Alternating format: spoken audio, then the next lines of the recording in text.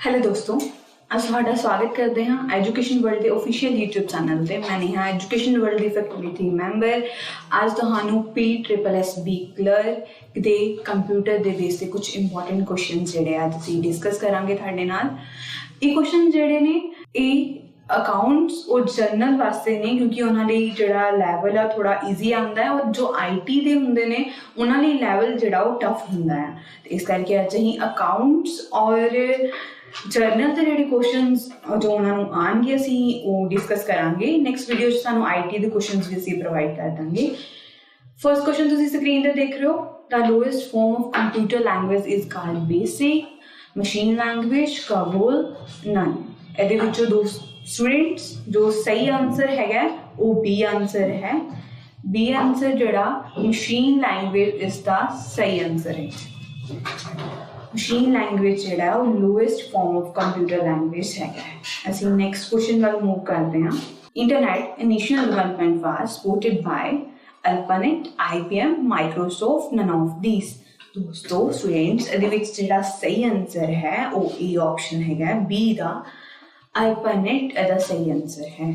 ਅਸੀਂ next question ਵੱਲ move ਕਰਦੇ ਹਾਂ। Third question, which of the following software is used to simplify using of system software? Time sharing, multitasking, operating environment and spreadsheet।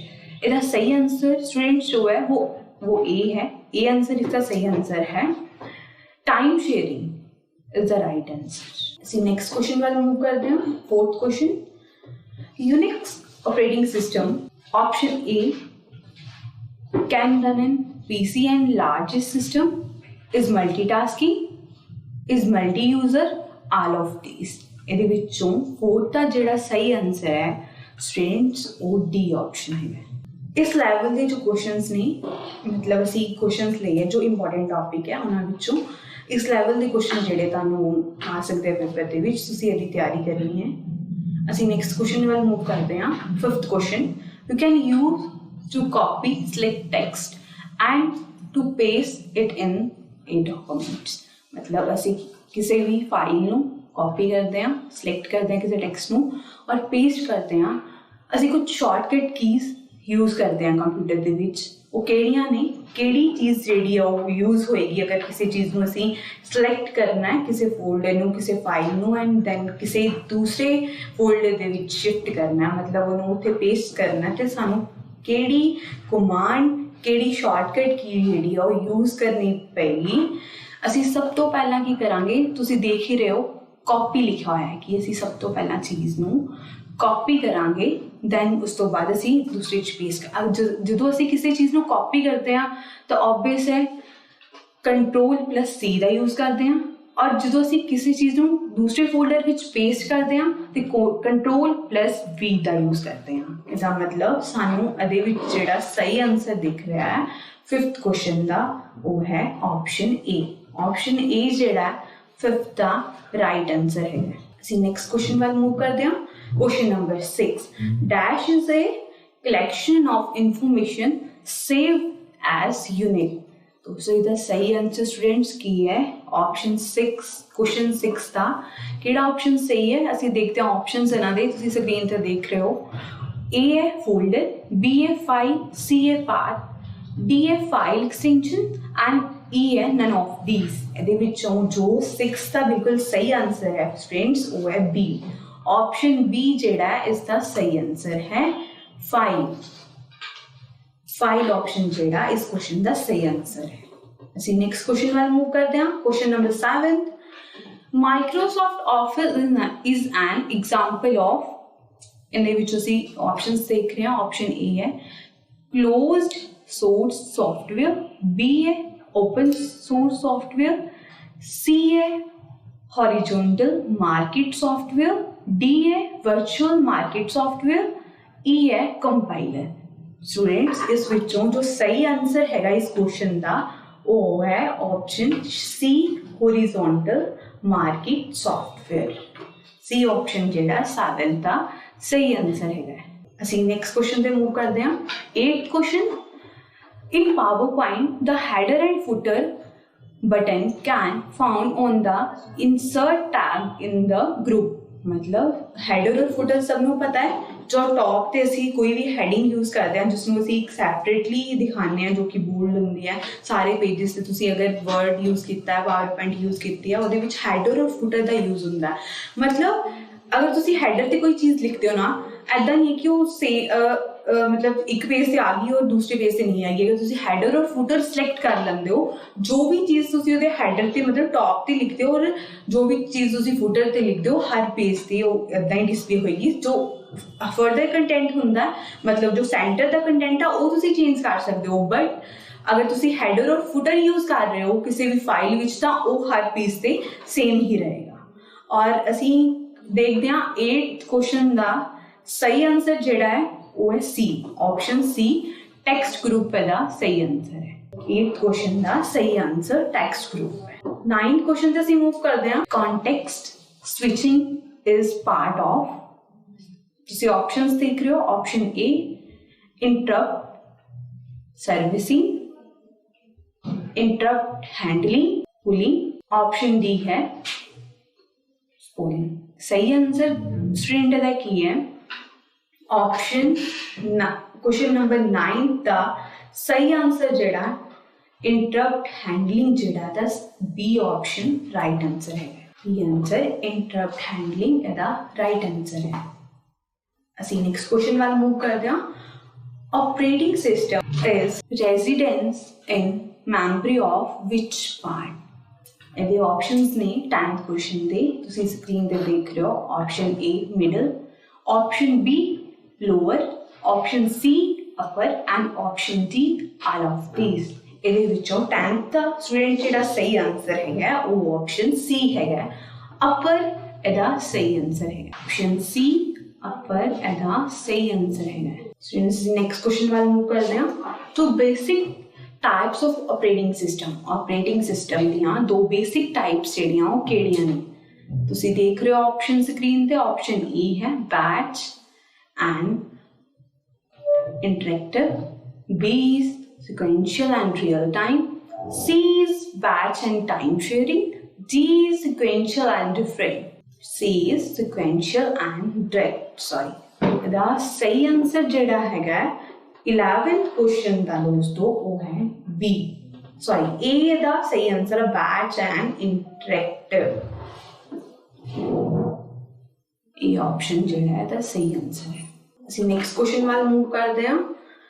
World wide web was proposed by, option A है Bill Gates, option B हैगी है bill, option C है। ਅਸੀਂ 12th question ਵੱਲ move ਕਰਦੇ ਹਾਂ।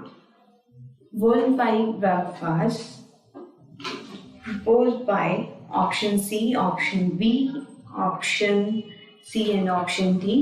ਇਹਦੇ ਵਿੱਚੋਂ जो 12th क्वेश्चन का सही आंसर है वो है option C.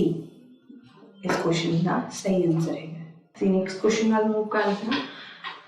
Which among of the following is responsible for the allocation IP address and managing the domain name of system? Option A, option B, option C.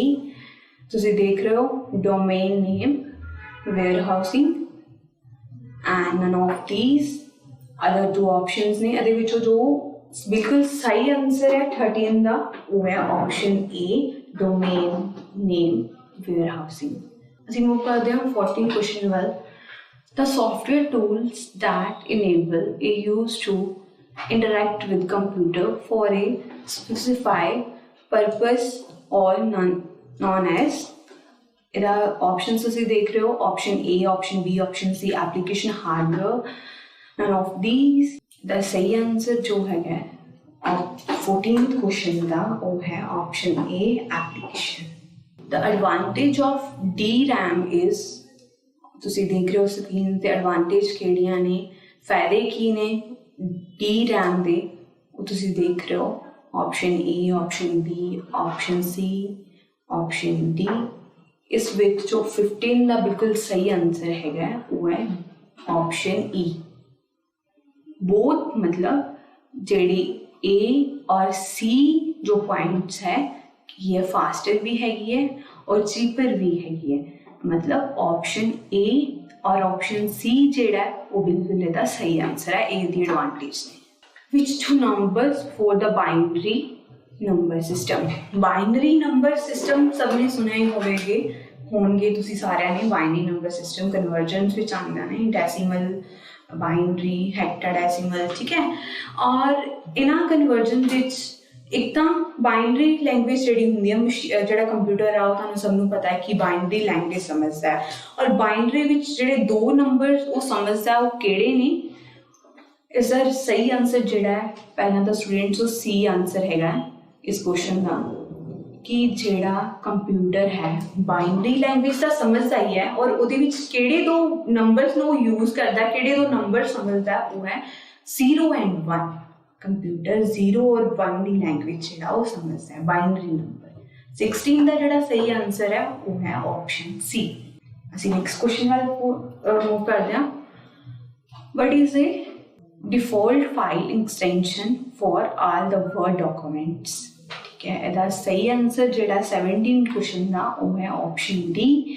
Dock विच असीं उस files नूं word दी file की जिहड़ी extension आती है वो doc file नाल आती है। असीं कोई भी फाइल वर्ड दे विच सेव करते हैं, अपनी कोई डॉक्यूमेंट बनाने हैं, उसकी जिहड़ी फाइल है वो डॉक एक्सटेंशन जिहड़ी है वो सेव होंदी है। मतलब इसका जिहड़ा राइट आंसर हैगा 17 क्वेश्चन का वो आंसर है डी।